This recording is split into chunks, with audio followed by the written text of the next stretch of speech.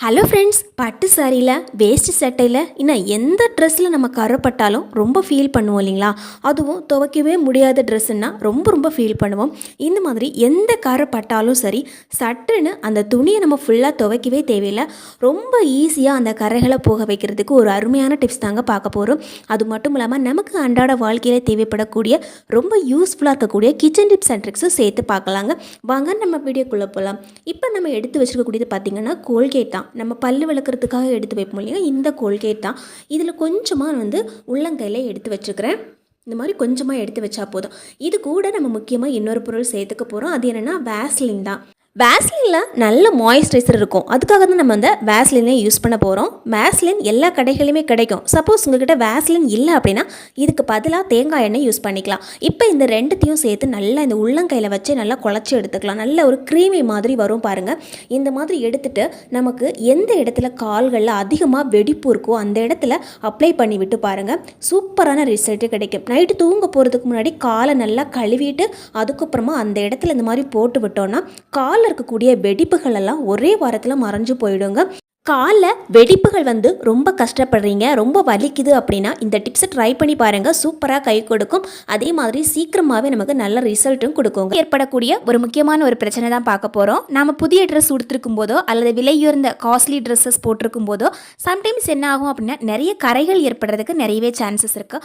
அப்படி ஏற்படுற கரைகளை நம்ம போக வைக்கிறதுக்காக போட்டு நல்லா ஸ்க்ரப் பண்ணுவோம். அந்த ஸ்க்ரப்பிங்கால என்ன ஆகும் அப்படின்னா அந்த துணியே வீணாக போயிடும். அந்த இடம் ஃபுல்லாகவே நமக்கு நல்ல ஃபேட் ஆகி போயிடும். இப்போ நான் ஒரு டவல் எடுத்துக்கிறேங்க. இந்த டவலில் மஞ்சள் கரை படிஞ்சிருக்குது. இதே மாதிரி மஞ்சள் கரை நம்முடைய சாரீஸ்லையோ இல்லை சுடிதார்லையோ படிஞ்சிருந்தது அப்படின்னா நாம் இதை க்ளீன் பண்ணுறது ரொம்ப ஈஸி. இதுக்காக நம்ம எடுத்துருக்கிறது பால், அதாவது நம்ம வீட்டில் இருக்கிற பால் தாங்க. இந்த பாலில் ஒரு 2 டீஸ்பூனுக்கு நமக்கு தேவைப்படும். இந்த மஞ்சள் கரை படிஞ்ச இந்த இடத்துல நாம் இந்த மாதிரி பால் எடுத்து ஊற்றிக்கலாம். கரை படிந்த இடம் ஃபுல்லாகவே நம்ம பால் ஸ்ப்ரெட் பண்ணி விட்டுட்டு அப்படியே நம்ம ஒரு 5 நிமிஷம் அப்படியே விட்டு வச்சுட்டு தான் நம்ம க்ளீன் பண்ணவே ஆரம்பிக்கணும். பொதுவாகவே நமக்கு இந்த மாதிரி மஞ்சள் கரை படிஞ்ச துணிகளை க்ளீன் பண்ணுறது ரொம்ப கஷ்டம். நம்ம எப்படி க்ளீன் பண்ணாலும் சரி இந்த மஞ்சள் கரை மட்டும் போகவே போகாது. நம்ம கல்யாண வீட்டுக்கு போயிட்டு வரும்போதோ அல்லது ஏதாவது சீமந்தத்துக்கு போயிட்டு வந்தாலோ நமக்கு கண்டிப்பாக இந்த பிரச்சனை ஏற்பட்டிருக்கும். இப்போ பார்த்தீங்கன்னா நல்லா இந்த மாதிரி தண்ணியில் முக்குனதுக்கு அப்புறமா ஒரு தடவை நம்ம வீட்டில் யூஸ் பண்ணுற சோப்போ அல்லது லிக்யூடோ இந்த மாதிரி அதே இடத்துல நல்லா ஸ்ப்ரெட் பண்ணி நல்லா தேய்ச்சி விட்டுருங்க. இப்போ நம்ம தண்ணியில் போட்டு நம்ம கையிலேயே கசக்கி எடுத்தாவே போதும். ரொம்ப ஈஸியாக நமக்கு க்ளீனாகி கிடச்சிடும். புதுசாக நம்ம துணி எப்படி நமக்கு பளபளன்னு இருந்ததோ அதே மாதிரியே நமக்கு அந்த துணி திரும்ப கிடைச்சிடும். இந்த டிப்ஸ் ஃபாலோ பண்ணுங்க, நல்ல ஒர்க் அவுட் ஆகும் ஃப்ரெண்ட்ஸ். கண்டிப்பாக ட்ரை பண்ணி பாருங்க. இப்போ பாருங்க, நான் கரை ஃபுல்லாகவே க்ளீன் பண்ணி எடுத்துட்டேன். நம்ம க்ளீன் பண்ண இடத்த மட்டும் எவ்வளோ சூப்பராக நமக்கு க்ளீன் ஆகியிருக்குது அப்படின்னு நீங்களே பார்க்கலாம். ரொம்ப ஈஸியான ஒரு டிப்ஸ் இது. இப்போ பார்த்தீங்கன்னா நான் கொஞ்சம் சீனி கிழங்கு எடுத்து வச்சிருக்கிறேன். அதாவது சக்கரவள்ளி கிழங்குன்னு சொல்லுவோம் இல்லைங்களா, இந்த சக்கரவள்ளி கிழங்கு தான். இந்த சக்கரவள்ளி கிழங்குல நிறைய சத்துக்கள் இருக்குது. இந்த சத்துக்கள் முழுமையாக நமக்கு கிடைக்கணும் அப்படின்னா நம்ம என்ன பண்ணுறது அப்படின்னு பார்க்கலாம். இப்போ பார்த்தீங்கன்னா நான் சக்கரவள்ளி கிழங்கு நல்லா கட் பண்ணி எடுத்துட்டேன். இந்த மாதிரி சின்ன பீஸாக கட் பண்ணி எடுக்கும்போது தான் நமக்கு சமைக்கிறதுக்கு ரொம்ப ஈஸியாக இருக்கும். இதில் நம்ம உப்பு எதுவும் சேர்க்கணும் அப்படிங்கிற அவசியம் இருக்காது. ஸோ இந்த மாதிரி நல்லா கட் பண்ணி எடுத்துட்டு நம்ம இந்த மாதிரி ஒரு இட்லி தட்டு எடுத்துட்டு ஒரு துணியில் இந்த மாதிரி நல்லா பேக் பண்ணி வைக்கலாம். துணி பார்த்தீங்கன்னா நல்ல ஈரமாக இருக்கணும். ஈர துணியில தான் நம்ம பேக் பண்ணி வைக்கணும். துணி ட்ரையாகவே இருக்கக்கூடாதுங்க. ஒரு தடவை துணியை நல்லா பச்சை தண்ணியில் முக்கிட்டு அதுக்கப்புறமா இந்த மாதிரி கிழங்குகளை அதில் உள்ளே வச்சுட்டு நல்லா பேக் பண்ணி நம்ம வேக வச்சு எடுத்தோம் அப்படின்னா ஆவியில் வெந்த கிழங்கு ரொம்ப டேஸ்டியாக இருக்கும். நல்லா சாஃப்டாக இருக்கும். கிழங்குமே நல்லா வெந்து போயிருக்கும். இப்போ பாருங்கள், கிழங்கு நல்லா சூடாக இருக்குது. அதே சமயத்தில் ஒரு ஹெல்த்தியான ஒரு கிழங்கு இந்த மாதிரி முறையில் கூட நம்ம வேக வச்சு சாப்பிட்டுக்கலாம். இதே மெத்தடில் மரவள்ளி கிழங்கு நம்ம வேக வச்சு சாப்பிடவே கூடாதுங்க. மரவள்ளி கிழங்குல இயற்கையாகவே சயனைடு உருவாகிடும். அதனால் நம்ம நிறைய தண்ணி வச்சு வேக வச்சு சாப்பிட்ணுங்க. கண்டிப்பாக இந்த டிப்ஸ் ஃபாலோ பண்ணுங்கள். ரொம்ப யூஸ்ஃபுல்லாக இருக்கும். அடுத்ததாக பார்த்தீங்கன்னா நான் ஒரு பேன் எடுத்துருக்கிறேன். அந்த பேனில் ஒரு 2 டீஸ்பூனுக்கு நெய் ஊற்றிருக்கிறேன். இப்போது நம்ம ஒரு 1/2 கிலோ முந்திரி பருப்பு போட்டு இந்த மாதிரி நல்லா ஃப்ரை பண்ணி எடுத்துக்கலாம். முந்திரி பருப்பு நல்லா ஃப்ரை ஆகிடுச்சு. இந்த டைமில் நாம் கொஞ்சமாக உப்பு சேர்த்துக்கலாம். அதாவது 2 பிஞ்ச் அளவுக்கு உப்பு சேர்க்கணும். கூடவே நாம் கொஞ்சமாக மிளகுத்தூள், இந்த மாதிரி பவுடர் பண்ண மிளகுத்தூள் சேர்த்து சாப்பிட்லாம். வாட்டி நல்லா மிக்ஸ் பண்ணி விட்டுக்கலாம். அதுக்கப்புறமா இதை நம்ம ஒரு பாக்ஸில் எடுத்து ஸ்டோர் பண்ணி வச்சுக்கலாம். இதை நம்ம குழந்தைகளுக்கு ஸ்நாக்ஸாக கூட கொடுக்கலாங்க. நாம் இதை ஸ்கூலுக்கு போகிற குழந்தைகளுக்கு, அதாவது 10 மணிக்கு ஸ்நாக்ஸ் கொடுக்கணும் இல்லைங்களா, அதுக்காக நாம் இதை சேர்த்துக்கலாம். இதை மிளகு சேர்த்துருக்கிறதால குழந்தைகளுக்கு சளி பிரச்சனைகள் வரவே வராது. நம்மக்கிட்ட இருக்கிற ட்ரை ஃப்ரூட்ஸும் கூடவே சேர்த்து கொடுத்துக்கலாங்க. டெய்லியுமே அவங்க இதில் மிளகுத்தூள் சேர்த்து சாப்பிட்றதால அவங்களுக்கு இருமல் சளி பிரச்சனைகள் வராமல் இருக்கிறதுக்கு ரொம்ப யூஸ்ஃபுல்லாக இருக்கும். இப்போ பாருங்கள், நான் கொஞ்சம் இன்னைக்கு ட்ரை கிரேப்ஸ் போட்டு வச்சுருக்கிறேன். கூடவே கொஞ்சம் முந்திரி பருப்பும் போட்டு வச்சுருக்கிறேன். இதே மாதிரி ஸ்நாக்ஸ் கொடுக்குறது ரொம்ப ரொம்ப ஹெல்த்தியானதும் கூட. கண்டிப்பாக ட்ரை பண்ணுங்கள் ஃப்ரெண்ட்ஸ்.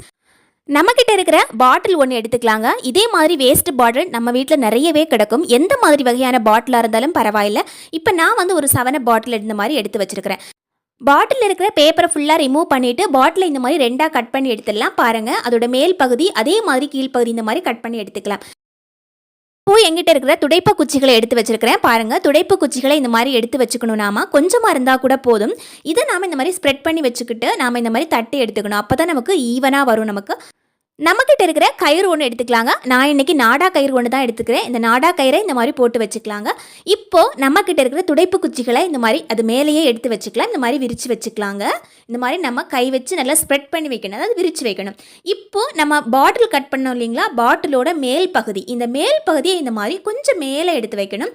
துடைப்பத்தோட கீழ் பகுதியிலையோ அல்லது மிடில் பகுதியிலையோ வைக்கக்கூடாதுங்க, கொஞ்சம் மேலே தான் வைக்கணும். இப்போ நாம் இந்த மாதிரி குச்சிகள் இந்த மாதிரி சுருட்டி எடுத்துக்கலாம். பாருங்கள், மேல் பகுதியில் நாம் இந்த மாதிரி பாட்டிலை வச்சுட்டு கையிலேயே இந்த மாதிரி அதோட குச்சிகளை இந்த மாதிரி சுருட்டி எடுக்கும்போது ரொம்ப அழகாக நமக்கு பாட்டில் கவர் ஆகிடும். இந்த மாதிரி பாருங்கள், குச்சிகள் குறைவாக இருந்தாவே போதும். நமக்கு அதிகமான குச்சிகள் வேணும் அப்படிங்கிற அவசியமே இருக்காது.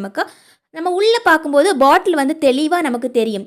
இப்போ நம்ம ஒரு கயிறு எடுத்து இந்த மாதிரி மேலே இந்த மாதிரி கட்டிக்கலாம். நம்ம கயிறு வச்சு கட்டும்போது குச்சிகள் எல்லாம் ஒவ்வொன்றா கழண்டு வந்துடுமோ அப்படின்னு பயப்பட தேவையில்லை.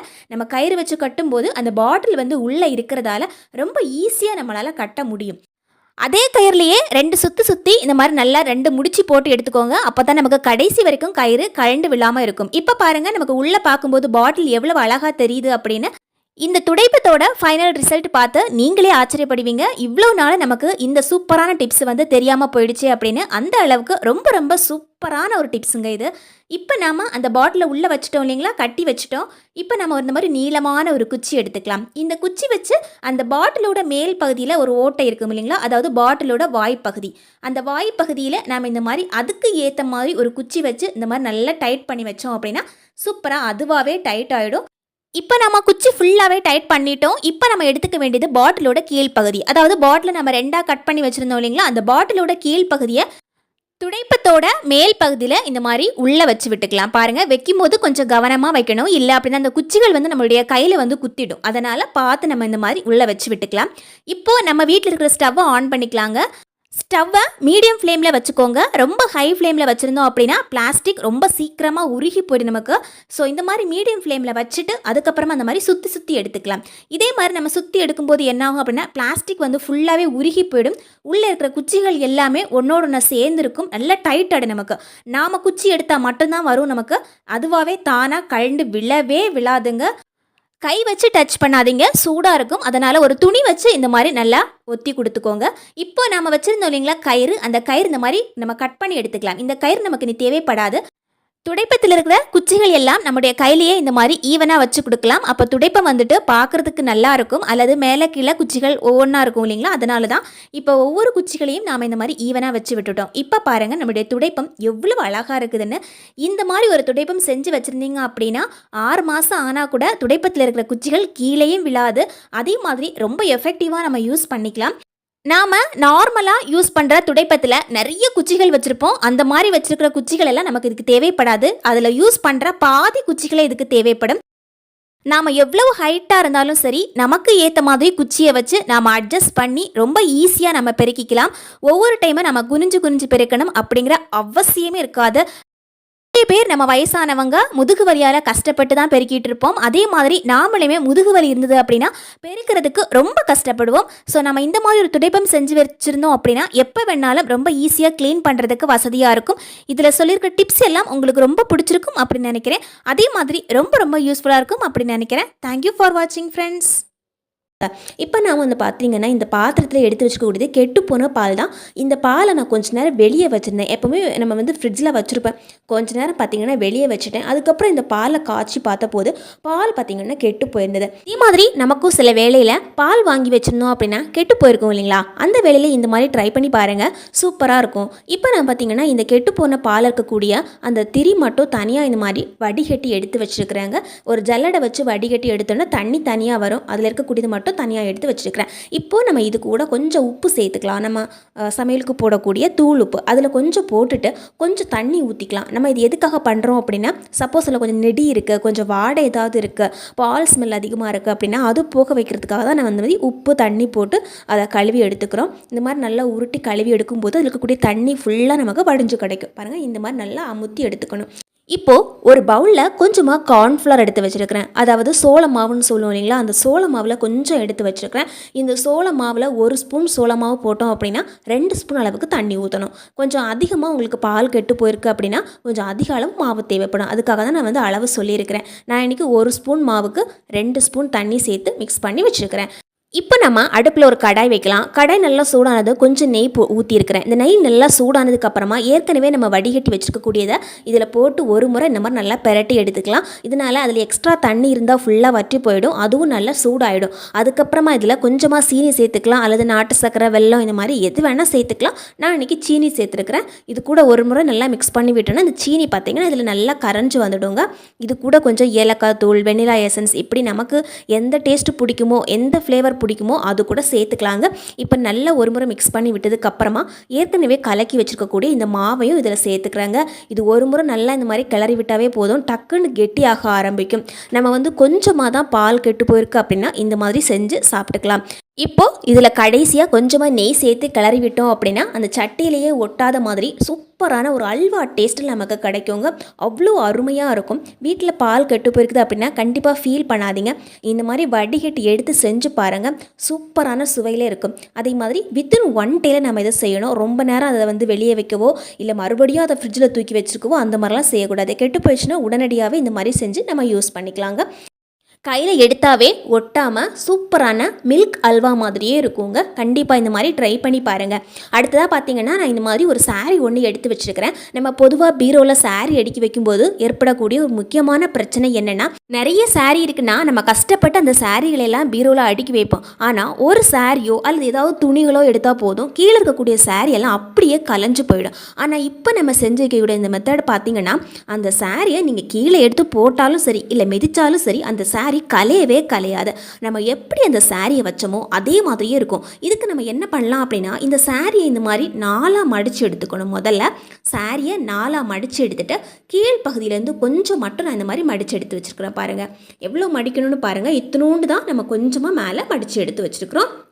சாரியோட ஒரு பகுதியில் இந்த மாதிரி கொஞ்சமாக மடித்து எடுத்து வச்சாச்சு. இப்போ பாருங்கள் நம்ம எப்படி மடிக்கிறோன்னு. இப்போ நம்ம ஃபுல்லாக இந்த மாதிரி கவர் பண்ணி மடித்து எடுத்து வச்சுருக்கிறோம்.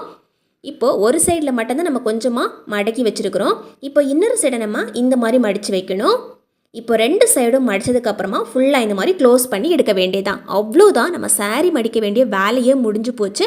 இப்போ நம்ம பார்த்தோன்னா இந்த சாரியில் ஒரு பை மாதிரி ஒரு இடம் இருக்கும் பாருங்கள்.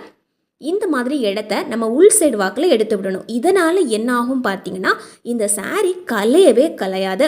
இந்த பை மாதிரி இருக்கிற பகுதியில் அந்த சாரிக்கு தேவையான இன்ஸ்கர்ட்டு, ப்ளவுஸு, இந்த மாதிரி இன்னர்ஸு, இது மாதிரி நம்ம எது வேணால் எடுத்து வச்சுக்கலாம். ஒரு சாரியை நம்ம எடுத்து யூஸ் பண்ணுறோம் அப்படின்னா அந்த சாரிக்கு மேட்சிங்கான திங்ஸ் எல்லாம் அது கூட நம்ம சேர்த்து வைக்கும்போது அந்த சாரியை கட்டும்போது நமக்கு ரொம்ப ஈஸியாக இருக்கும். அந்த சமயத்தில் நம்ம அது எங்கே இது எங்கே அப்படின்னு தேட வேண்டிய அவசியம் இருக்காது. கண்டிப்பாக இந்த டிப்ஸும் ட்ரை பண்ணி பாருங்கள். அடுத்ததாக பார்த்தீங்கன்னா ரொம்ப யூஸ்ஃபுல்லாக இருக்கக்கூடிய இன்னொரு டிப்ஸ் தாங்க பார்க்க போகிறோம். நான் இப்போ வந்து பார்த்தீங்கன்னா ஒரு ரிப்பன் எடுத்து வச்சுருக்கிறேன். இதுக்காக நீங்கள் வந்து சின்ன பீஸ் துணி கூட யூஸ் பண்ணிக்கலாம், அல்லது உங்ககிட்ட வேஸ்ட்டாக இருக்கக்கூடிய ஷால் கூட யூஸ் பண்ணிக்கலாங்க. இப்போது இந்த ரிப்பனை பார்த்தீங்கன்னா இந்த மாதிரி மடித்து எடுத்துட்டு உள் சைடில் ஒரு சின்னதாக ஒரு ஓட்டை இருக்கும், அது வழியாக வெளியே இந்த மாதிரி இழுத்து எடுத்துடணும். இப்போ இந்த ரிப்பனை இந்த மாதிரி நம்ம இழுத்து எடுத்துட்டோம் அப்படின்னா அந்த ரிப்பன் வச்சு ஒரு சூப்பரான ஒரு நாட்டு மாதிரி விழும், அதாவது ஒரு முடிச்சு விழுந்துடும். இதனால் அந்த ரிப்பன் பார்த்திங்கன்னா அவ்வளவே அவ்வளாது. இப்போது சூப்பரான ஒரு பூ வந்து நம்ம ரெடி பண்ணியிருக்கிறோம். இது பார்த்திங்கன்னா பவு கிளிப் அப்படின்னு கூட சொல்லுவாங்க. சின்ன குழந்தைங்களுக்கெல்லாம் தலையில் வச்சு விடுவாங்க. இதுவே பெரியவங்க கூட சுடிதாருக்கு மேட்சிங்காக, ட்ரெஸ்ஸிங்குக்கு மேட்சிங்காக கூட நம்ம வச்சுக்கலாம். இந்த பவு கிளிப்பை நம்ம வந்து நிரந்தரமாக வச்சுக்க போகிறோம் அப்படின்னா இதில் கொஞ்சமாக கம்மு போட்டு ஒட்டி வச்சுக்கிட்டோம் அப்படின்னா அந்த பூ அவ்வளவே விழாது. இப்போ இந்த மாதிரி கம்மு போட்டு ஒட்டினதுக்கப்புறமா நம்ம வந்து இந்த மாதிரி கிளிப்பு மாட்டி விட்டுக்கலாம், அல்லது பேண்டு மாட்டி விட்டுக்கலாம். இந்த மாதிரி பண்ணுறதால என்ன ஆகும் அப்படின்னா, குழந்தைங்களுக்கு நம்ம வந்து ரிப்பன் மாட்டி விடணும் அப்படின்னா கூட ஜஸ்ட் பேண்டு போட்டுட்டு இதுக்கு மேலே இந்த ரிப்பனை வச்சாவே போதும். ரிப்பன் மாட்டியிருக்கிற மாதிரியே இருக்கும். அதே மாதிரி ரொம்ப சூப்பராக இருக்குங்க பார்க்குறதுக்கு. பெரியவங்களுக்கு கூட நம்ம இந்த மாதிரி செஞ்சு கிளிப்பு செஞ்சு யூஸ் பண்ணிக்கலாம். இதே இதே பவு கிளிப்பில் நமக்கு தேவைப்பட்டால் எக்ஸ்ட்ரா ஃபிட்டிங் கூட கொடுத்து நம்ம இந்த மாதிரி அழகாக மாற்றி எடுத்துக்கலாங்க. கண்டிப்பாக இதை ட்ரை பண்ணி பாருங்கள். ரொம்ப ரொம்ப ஈஸியான ஒரு விஷயம் கூட. அடுத்ததாக பார்த்திங்கன்னா ரொம்ப யூஸ்ஃபுல்லாக இருக்கக்கூடிய ஒரு விஷயம் தாங்க பார்க்க போகிறோம். நம்ம வீட்டில் பட்டு சாரீ, பட்டு வேட்டி, இல்லை சட்டை, விலையுயர்ந்த சாரீ, சுடிதார் இந்த மாதிரிலாம் ட்ரெஸ் வச்சுருப்போம். இந்த மாதிரி ட்ரெஸ்ஸில் சின்னதாக ஒரு கரை பட்டா கூட நம்மளால் அதை துவைக்கவும் முடியாது. இதே மாதிரி ஸ்டோன்ஸ் நிறைய ஃபிக்ஸ் பண்ணியிருக்கக்கூடிய சாரியில் கூட சின்ன கரையோ அழுக்கோ படிஞ்சால் மொத்தமாக அதை போட்டு நம்ம கசக்கி பிழியவும் முடியாது. இப்போது இந்த சாரியில் கூட இந்த மாதிரி கரை படிஞ்சிருக்குது. முந்தானை பகுதியில் தான் இந்த கரையே இருக்குது. ரொம்ப ஈஸியாக நம்ம இதை எப்படி போக வைக்கிறது அப்படின்னு பார்க்கலாம். இதுக்கு நமக்கு தேவைப்படுறது பார்த்திங்கன்னா ஈனோ தான். ஈனோலேருந்து கொஞ்சமாக ஒரு 2 பிஞ்ச் அளவுக்கு மட்டும் கையில் கொட்டி எடுத்துருக்கிறேன். இந்த ஈனோவை இந்த மாதிரி நல்லா முதல்ல பவுடராக நசுக்கி எடுத்துக்கணும். அதுக்கப்புறமா இந்த கரை படிஞ்ச இடத்துல ஃபுல்லாக இந்த மாதிரி தேய்ச்சி விட்டுக்கலாங்க. நாம் இதில் நிறைய ஈனோவும் சேர்த்துக்கல. கொஞ்சமாக ஒரு பிஞ்சுக்கு கையில் எடுத்து எந்த இடத்துல கரை படிஞ்சிருக்கோ அந்த இடத்துல மட்டும் கொஞ்சமாக போட்டு விட்டோம். இப்போ நமக்கு தேவைப்படுறது பார்த்திங்கன்னா டெட்டால் தான். இப்போ இந்த டெட்டாலை ஓப்பன் பண்ணிவிட்டு கொஞ்சமாக ஒரு காட்டன் துணியிலையோ அல்லது ஸ்பூன்லேயோ கொஞ்சமாக எடுத்து கரை படிஞ்ச இடத்துல கொஞ்சம் இந்த மாதிரி அப்ளை பண்ணி விட்டுக்கலாங்க. இப்போது இதை அப்ளை பண்ணி விட்டுட்டு ஒரு 5 நிமிஷம் நம்ம அப்படியே பொறுமையாக இருக்கணும். அதுக்கப்புறமா தான் பார்த்திங்கன்னா நம்ம அடுத்த ஸ்டெப்பே பண்ணணும். உடனடியாக நம்ம போட்டு கசக்கி தேய்ச்சோம் அப்படின்னா அது போகாது. ஒரு 5 நிமிஷம் ஆனதுக்கப்புறமா அதில் கொஞ்சம் தண்ணி ஊற்றிட்டு லைட்டாக கசக்கி பாருங்கள். அந்த கரை பார்த்திங்கன்னா இருந்த இடம் தெரியாமல் போயிடும். இப்போ இந்த சாரியை நல்லா கழுவி எடுத்து நல்லா காய வச்சதுக்கப்புறம் கூட நான் உங்களுக்கு காமிக்கிறேன் பாருங்கள். அந்த கரையை இருந்த இடம் தெரியாமல் சூப்பராக போயிருக்கும். அதே மாதிரி இந்த மாதிரி உங்களுக்கு ஏற்கனவே கரை படிஞ்சு எண்ணெய் விளக்கும் சேர்ந்துருக்கு அப்படின்னா இந்த மாதிரி கடைசியாக தேய்க்கும் போது கொஞ்சமாக லிக்யூடோ அல்லது சோப்போ போட்டு கசக்கி எடுத்துக்கணும். அப்போ தான் அந்த எண்ணெய் பசியும் சேர்ந்து போகும். இப்போது சாரீ நல்லா காய வச்சு எடுத்து வந்திருக்கிறேன். இப்போ இந்த சாரியில் கரை இருக்கா அப்படின்னு செக் பண்ணி பார்க்கலாங்க. உங்கள் ட்ரெஸ்ஸில் இந்த மாதிரி ஏதாவது கரை படிச்சு அப்படின்னா கண்டிப்பாக இந்த மாதிரி ட்ரை பண்ணி பாருங்கள். சூப்பராக ஒர்க் அவுட் ஆகும்.